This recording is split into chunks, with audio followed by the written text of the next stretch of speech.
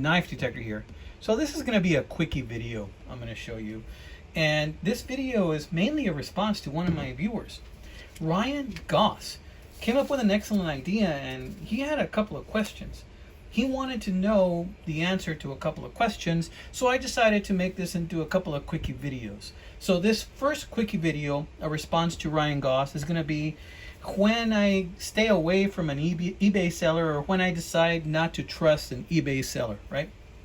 And then the second half, which is going to be the second half of this quickie video, is going to be, you know, what I look for when I try and find a bargain. How I look for knives, in other words, where I find my bargains. So when I don't trust an eBay seller, that's the first half of this. I don't trust an eBay seller generally that has a seller rating lower than 5. You know, right now my seller rating is like I think 1,300 and something as far as eBay is concerned. But if I find a seller that's selling something that's less than 5, I'm very leery about that, because what's happened to me before is, let's say nobody else bids on the item. Well, the seller will go ahead and just cancel the item, or they'll renege totally on the item. Once I buy it, they'll renege on it because they decided they wanted more money, and they have really nothing to lose because their seller rating is so low. Well, why not just cancel your eBay account and start another one somewhere down the road? Or maybe they changed their mind and decided eBay wasn't for them. That's happened to me a couple of times, where I get a fantastic deal on a knife, and then all of a sudden the seller pulls out of the deal last minute, or even after I already made the payment at one case, and just sends me the refund, and I never hear from the seller again.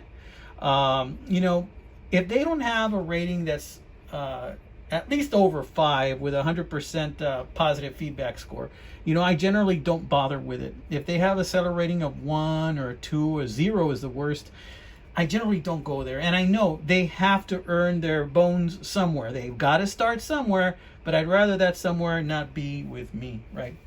The other thing is they have to have better than 95% positive feedback.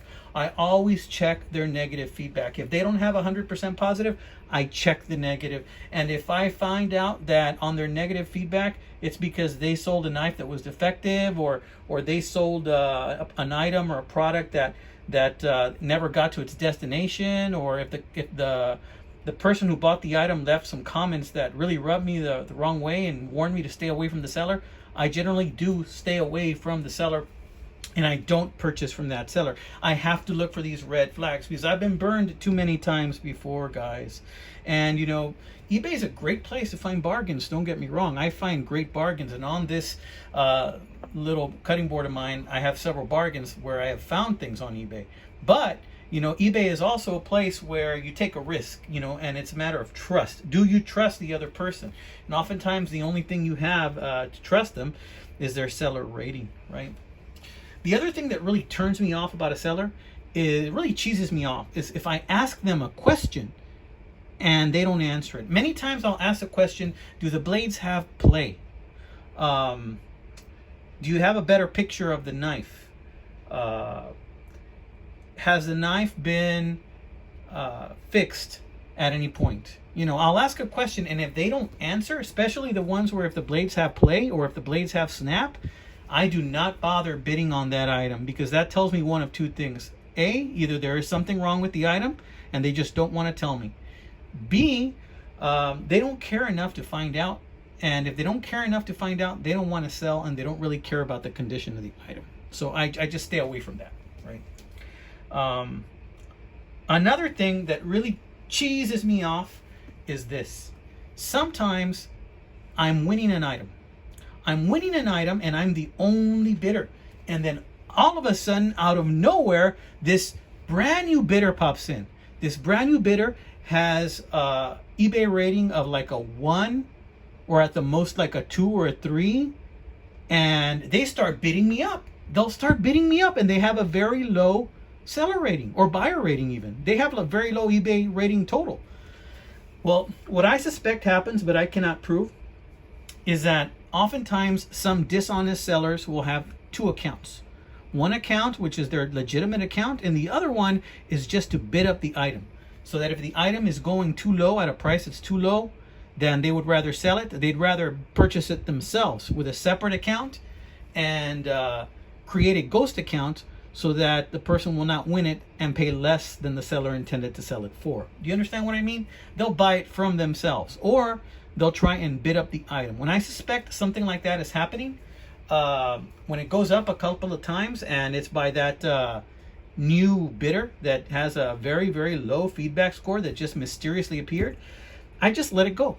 I let it go. I cut my losses. I am not going to be bid up by a very low rated person, because I suspect more often than not that that low rated eBay bidder is probably the very same seller trying to bid me up, and I won't stand for it.